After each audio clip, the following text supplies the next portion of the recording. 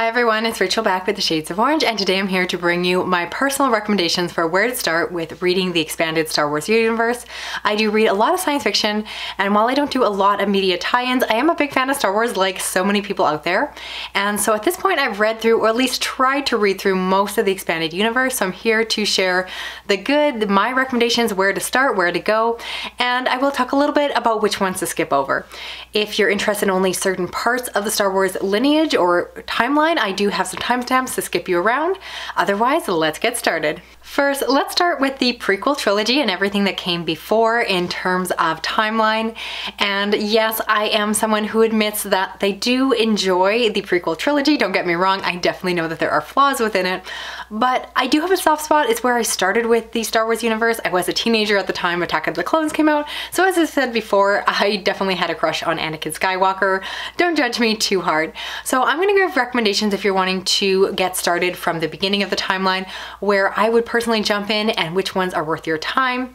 So my first recommendation is Darth Bane, which starts with Path of Destruction. This is a 3-book trilogy that basically gives the background to how the current setup of the Sith came to be. So in the past there were many different Sith Lords, and at the time that created a lot of chaos and fighting amongst themselves. So Darth Bane was the one who created the rule of 2, so there'd always be an apprentice and master. And so we get to see how he became a Sith, how he rose to power and created his order. And if you know my channel, you happen to know that I love dark things, I love villains, and so unsurprisingly, I really enjoyed Darth Bane. I especially loved the first book because really, as I mentioned, you get to see him become a Sith, and I love this really dark coming of age story. There's a training montage within this book, and it just feels like that classic fantasy narrative where you watch a character grow in their strength and power, except he grows up to be an evil guy. And I thought that was really interesting. I definitely find the Sith personally to be one of the most interesting parts of the canon, and so if you feel the same way, I definitely recommend checking out this one. And it's also referenced in later books, which I'll discuss, so it is worth your time to check out this one, so that when they make those references later on, you know what they're talking about. Next up is Darth Plagueis, and this is a book that takes place before the events of the prequel trilogy, but it's very much straight setup because they do reference Darth Plagueis, who was the master of Palpatine, and he was the original apprentice and possibly taught him some ways of extending life. And so this is a book that is important to read for several reasons. So first, I do recommend, again, reading Darth Bane before this, because you're going to see a lot of references to that, because of course this book is talking about that master and apprentice relationship. And so I definitely think reading in order will help a lot with that. And this book also serves as a prequel to the prequels, because you get to see the origins of Palpatine, how he became an apprentice himself, how he was raised and controlled by Darth Plagueis, and of course how he eventually overthrew him, which again is not a surprise if you follow through with the series. But this one I found to be quite compelling. I will say, in terms of character work, I don't think this author does the strongest character work, and it definitely is a benefit to him, the fact that we already know Palpatine and we're already familiar with some of the characters that are introduced within this one. But I still like this one, again, because it is dark, because it gives a backstory to the villains, which often I find to be the most fascinating part of Star Wars, but often lack the most backstory. Well, besides Anakin, obviously we got a lot of backstory to Darth Vader, but besides that, I really like to know how the bad guys came to be, how they got so bad. And if you're someone who enjoys those aspects as well, I think you'll find this one pretty fascinating. And now to switch over to a book focusing on the good guys, I want to talk about Master and Apprentice, which is a story that follows Qui-Gon when he first got his apprentice of Obi-Wan. And so it's interesting to see, once again, this prequel to the prequels, because it gives a lot more backstory to their relationship. I think a lot of people feel that in the first prequel movie that Obi-Wan is a little bit annoying and Qui-Gon is so much cooler than his apprentice. And I really think that this prequel book plays on that, and so you get to see Obi-Wan's insecurities. You also get to see Qui-Gon, who again is so fascinating, and we didn't get to see enough of him within the larger source of the series. And so I like the fact that you get to see him, that he doesn't quite fit into the Jedi Order. He's very into his philosophy and prophecy. So Obi-Wan, who's a lot more perhaps traditional in his beliefs in the Jedi Order, doesn't quite know what to do with the fact that he got connected or stuck with a really kooky old professor. And so I like the relationship within this book. I think it does a great setup to Obi-Wan's own insecurity being a master himself when he moves into that phase. And I also like that within the story, not only do you get their relationship, but also there are flashbacks to when Qui-Gon was an apprentice himself. And if you have watched the movies, you know, of course, that his master went on to be Darth Tyrannus. And so you get to see that aspect there. And again, I think it just, again, adds the backstory that Attack of the Clones was missing, because they make references to that. And I really want to see it develop for itself. And so I think it's a lot more understandable how he turned himself to the dark side, and just getting to see, again, Qui-Gon as both a master and back when he was an apprentice. So I really love this one. In terms of character work, I think that this one is fantastic. And I really think that reading this will give a stronger appreciation for the prequel trilogy, because it basically fills in a lot of the holes that were missing when the timeline was so rushed and we just didn't get to spend enough time with the characters and really establish who they were before everything went down and got crazy. Next, let's talk about Brotherhood by Mike Chen. And this is a book that takes place right after the events of Attack of the Clones. And I like this one because, like the last book I just talked about, this one once again fills in the gaps, because I think for a lot of us, when we watch Attack of the Clones and then jump to Revenge of the Sith, you realize that a lot has happened between the movies and we don't get to see that. And so I find that to be a bit frustrating as a viewer, because I am a very character-driven reader and experiencer when it comes to movies. So I really wanted to see the parts that we got in Brotherhood, basically getting to actually see Anakin and Padme's relationship develop, getting to see them as newlyweds, and actually getting to see them being a not completely toxic couple for a minute at least. And you get to see the strain on their relationship as Anakin is pulled away in the war. As well, you also get to see a lot more of the back and forth in Brotherhood, basically the title of the book, between Obi-Wan and Anakin. And that's a problem, is that I think in the second movie you really see Anakin as this incredibly whiny teenage boy, and then suddenly you jump to the third movie and you're told that him and Obi-Wan are best of friends, but we don't get to see that developed on screen. And so I really feel like this book does a great job of answering that missing piece and really getting to see Anakin and Obi-Wan not being completely immature and annoying, and actually acting like good friends and family to each other. And so I think that this helps a lot. There's also some great conversation between Anakin and Palpatine, and again, it helps to kind of sprinkle the seeds of what is to come, because without that piece, it feels like Anakin does a complete 180 and just spins on his head in 2 seconds. But you realize within the book, if you follow that and treat it as canon, that it really does fill in a lot of the gaps. And I personally really enjoyed it. I thought it really did, again, add to all the character relationships. It filled in the blanks that I needed to be filled in. And I just love spending time with the characters in this world. Again, I do enjoy the prequels. I realize they're horribly flawed, but I have a lot of love for them. So any book that really helps to iron out some of the problems gets a big thumbs up from me. Next, I want to give a quick plug to more of a one-off book, but that is Shatterpoint by Matthew Strover. And this is a book that actually follows Mace Windu, which is surprising that I'm recommending within this book series, because I'll be honest, I'm not a huge fan of Samuel Jackson. I think he's fine, but I'm not like a super fangirl of his acting. And I also never really found Mace Windu as a character that compelling. Yes, he has a cool purple lightsaber, but I found his performance and character just a little bit flat. However, this book really brought his character to life. This book is set during the Clone Wars, and we follow Mace Windu as he goes off on this kind of separate mission because his apprentice has fallen away from the Jedi Order and is now being up to things, and he's kind of told to rein her in and bring her back, and he goes off to see her on this planet. And it's just a really interesting character story, and the reason I want to recommend it is just because the character work is so good. It's just a really solid story in and of itself, and as you're going to find within this video here, I'm a huge fan of Matthew Strover's work, so honestly I personally recommend reading every single Star Wars book that he has written, which we'll get to more in a moment. But again, if you're at all fascinated in Mace Windu, or even if you're not, this book just holds up as a solid piece of the Star Wars canon, because in terms of quality of the writing and prose, which is something that isn't always very consistent within the Star Wars expanded universe, I do think that this one holds up as its own as just a really good piece of science fiction. So I do recommend it, even if it's a little bit more off the beaten path and not necessarily part of the core story. And then going back to the main story, I also want to recommend the media tie-in for Revenge of the Sith. And this is the only time within this video I'm going to recommend actually reading reading one of the novelizations, most of the tie-ins just read like a novelization of the script and really don't add anything else. But this one happens to be written by Matthew Strover. You're gonna hear me fangirl about him a few times in this video. And yes, he is just such a fantastic writer.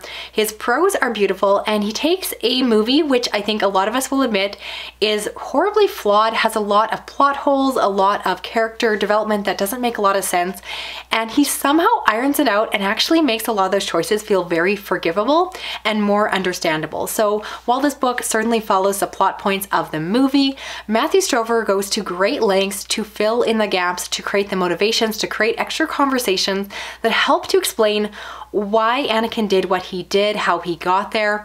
And again, Matthew Strover, in my opinion, I think that he is the best writer in the entire expanded universe. He's just so good at what he does, and so I just love spending time in his world with his characters. His prose is solid, and I was really surprised. This is actually one of the highest rated Star Wars books, and I thought that was kind of weird, but now I completely see why. A lot of people recommend this on their own guides to where to start with Star Wars, and I have to back that up. This is well worth your time, even though you've probably seen the movie already if you're watching this video, but it's absolutely worth your time. Highly recommend it, and it's one that I will read and reread over again. And now let's talk about the books that are part of the original trilogy, as well as the books that come afterwards in the timeline. You're going to notice within this video that I do have a strong preference for the books that are now considered legend over the Star Wars Disney universe, and I do think that even if you're a fan of the newer books and TV shows and all of that, I do think it's worth going back to some of these original ones. So as I mentioned before, the actual novelizations of the movies are pretty much scene for scene and don't really add much to it, but I do have a couple recommendations for books that tie in very closely between the movies. So the first one I want to talk about is Shadows of the Empire, and this one actually takes place right after The Empire Strikes Back, and in fact it actually starts with the ending of that movie. And so it basically fills in what the characters were doing before Return of the Jedi. And I just think that that's a really interesting time period to flesh out, because obviously the author had the challenge of the fact that the story beforehand was already written, and he had to get the characters to certain positions by the end of his book in order to match up with the final movie. And so I like this one just because it's a time period I've always wondered about. I always wanted to know what was happening. And of course we don't have a lot of Han Solo in this book, which I do miss, but I really like the time spent with the other characters and again the setup, and I just think it's a fairly compelling story. I don't think as a plot and a story it would necessarily hold up on its own if it wasn't put in such an interesting position within the timeline, but because it is, I do think that it's worth checking out. If you're a diehard fan of the original series, I do think you'll want to give this one a try. And along a similar note, I want to talk about the Truce of Bakura, and this is a book that takes place right after the events of Return of the Jedi. And basically, if you want to know exactly what happened after the Ewoks stopped dancing, this gives you that extra piece. And so this book basically launches you into the age of the New Republic, or at least the start of the New Republic, where yes, you've beaten the Empire, but what do you do next? So I like within the story that you have the reflections of Luke. He has just come to terms with what has all happened and is really trying to reconcile that. You also get a perspective of Leia, who is really realizing who her lineage is and who her father is, and all of that detail that's brought into the final movie. And so I like that. Again, like with the last book I mentioned, I will say that the plot of the story by itself, I don't think it's the strongest. I actually don't think it's the strongest character work either, but it is really interesting to read a book that takes place right after those events. So again, if you finish watching Return of the Jedi and want to know what would be basically the epilogue to that, this is kind of the next piece, and so I do think it's an interesting book on its own. Next, I would be thrown out the window for making a video that didn't talk about the Thrawn trilogy that starts with Heir of the Empire. The second book is Dark Force Rising, and then finally The Last Command. And I gotta say, these truly are essential books in the Star Wars expanded universe, particularly if you share my love for the legends. So all of these books are written by Timothy Zahn, and essentially they are so popular and beloved because they really set up the larger plan for everything that happened afterwards. So within the story, we follow the fallout and the end of the Empire. There is this villain Thrawn who is incredibly memorable within the franchise.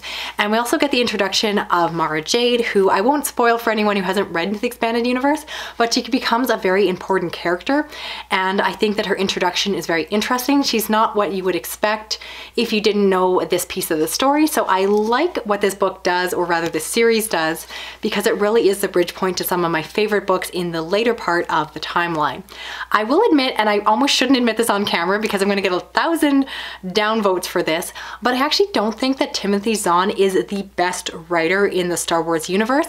I think he did amazing things for the Star Wars universe by creating this series, but in terms of him as an actual science fiction writer, I don't think his prose or character work is anything to write home about to your family. I actually don't think it's the best. And so I will recommend this series because of its importance. And I didn't not like these books, but I do think there are better authors in the franchise. And I do think because he wrote these particular books, he does get a lot more affection and praise than some of the other authors who I think are actually stronger writers, but just didn't write as iconic books. So obviously do recommend these. I do think you need to read these before going on past here because it's going to introduce a lot of characters. And without that introduction, you're going to kind of be lost as to where they came from. Next, I want to talk about The Courtship of Princess Leia, which is probably one of the more controversial books I could put on this list because it has not aged well.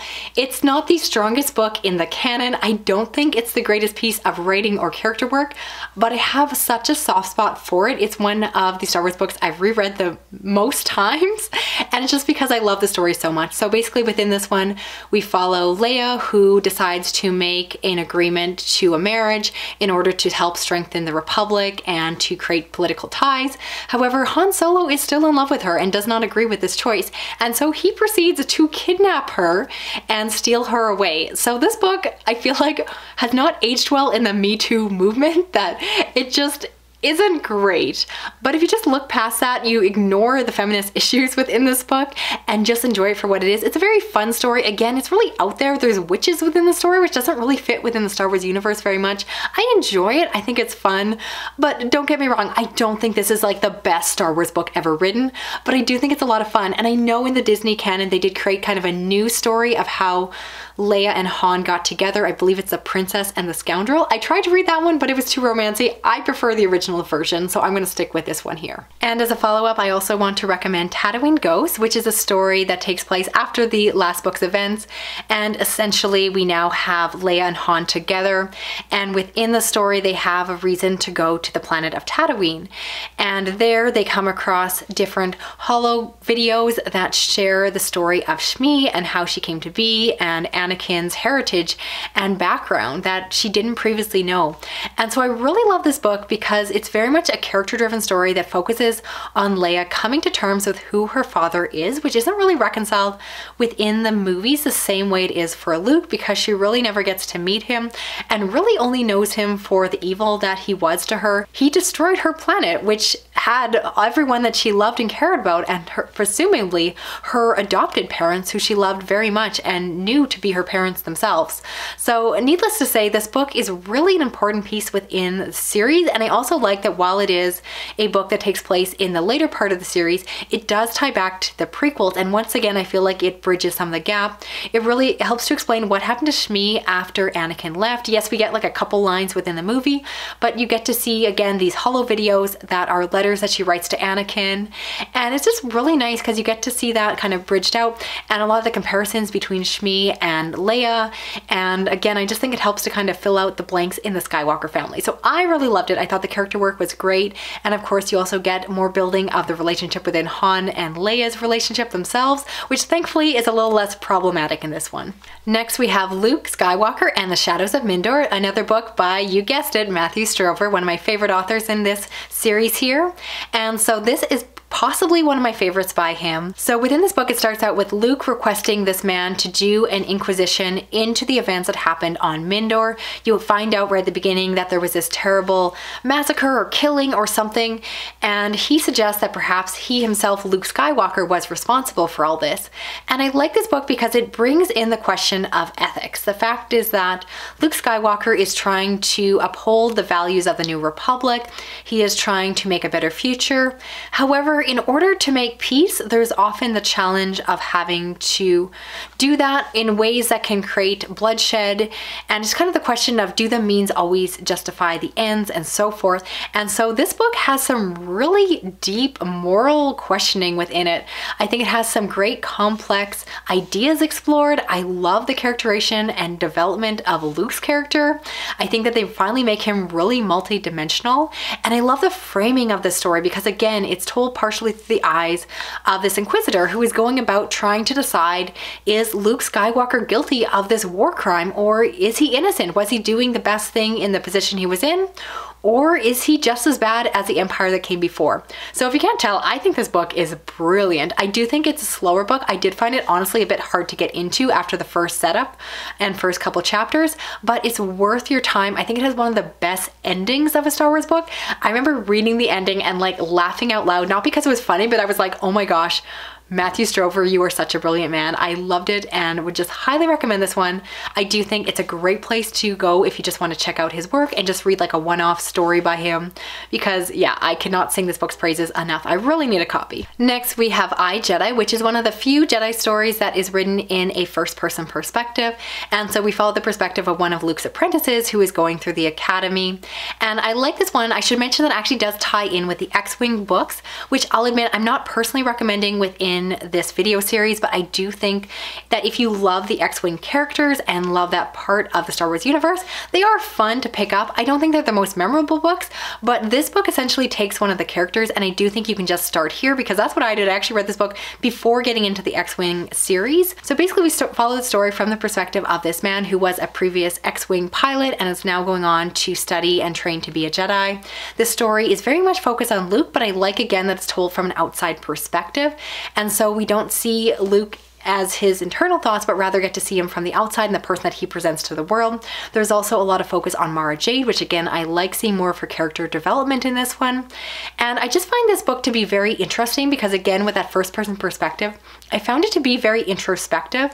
Really, what does it mean to be a Jedi? What does it mean to be a Jedi in this time period?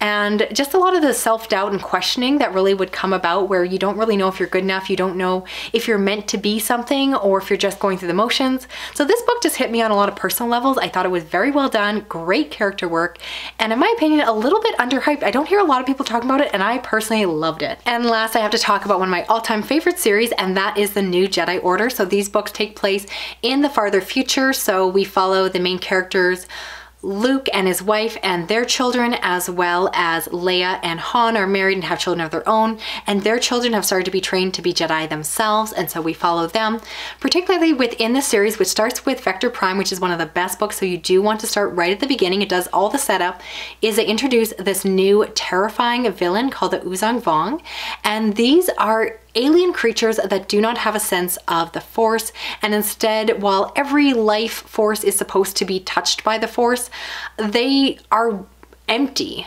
And so there's just a darkness to them. There's creepiness. There's a lot of like body horror within these books. And it just goes to darker places than I've ever seen any other Star Wars book or movie go. And so as someone who loves a lot of horror, obviously I really enjoyed these. If you like the more fun, campy version of Star Wars, these books might be a lot for you, but I think they're so well done. There are some of the darkest moments. And one of the best things about this series, I don't want to say too much more. If you've read it, you know what I mean. But this book, you no longer, and this series, you no longer trust that everyone's going to be safe, that everyone's going to be okay, because there are dark consequences within this series. And people, even if they come out in the end, they don't come out the same person they started out with. So highly recommend starting at the beginning and then going through the series. You want to read most of the books. As you can imagine with a series like this, there are different authors doing different books.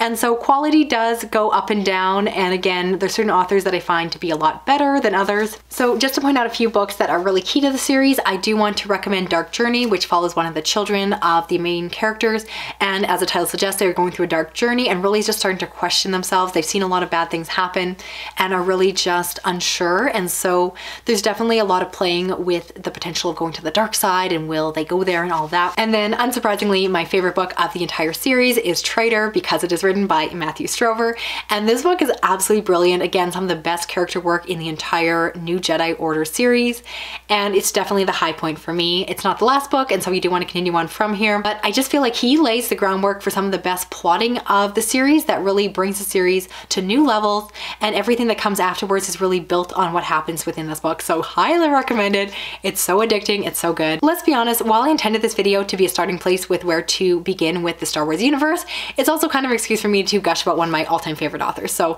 love this series, but yes, you do want to start back at the beginning with, again, Vector Prime. So that's it for this video here. I'd love to know if you found it helpful. I'd love to hear if you're a fan of the Star Wars books and universe as well. And if you are, please let me know what is your favorite book, even if I didn't mention it here. As for the books to skip, I'll be honest, it's basically all the books that involve the sequel series, and most of the books within the Disney canon are not that good. Even within the Legends, I'll be honest, it's really hit and miss with quality. So if I didn't mention the book here, it's probably because I didn't find the character work, the plotting, or the prose to be very pleasing. And if you want to hear more about Star Wars, or more specifically science fiction, because I do just read science fiction in general, please consider subscribing. I also read fantasy, horror, and thriller books. And if you want to help me out with this video, you can give me a thumbs up. Give me an extra thumbs up if you enjoy my husband's Lego collection, because I want to show this off on camera for some weird reason. And if you want to drop a little emoji, drop something that represents Star Wars, get creative in the comments there. And if you want to hit that little notification bell, you'll never miss a video from me. Thanks so much for watching. I'll talk to you again soon. Okay, bye-bye.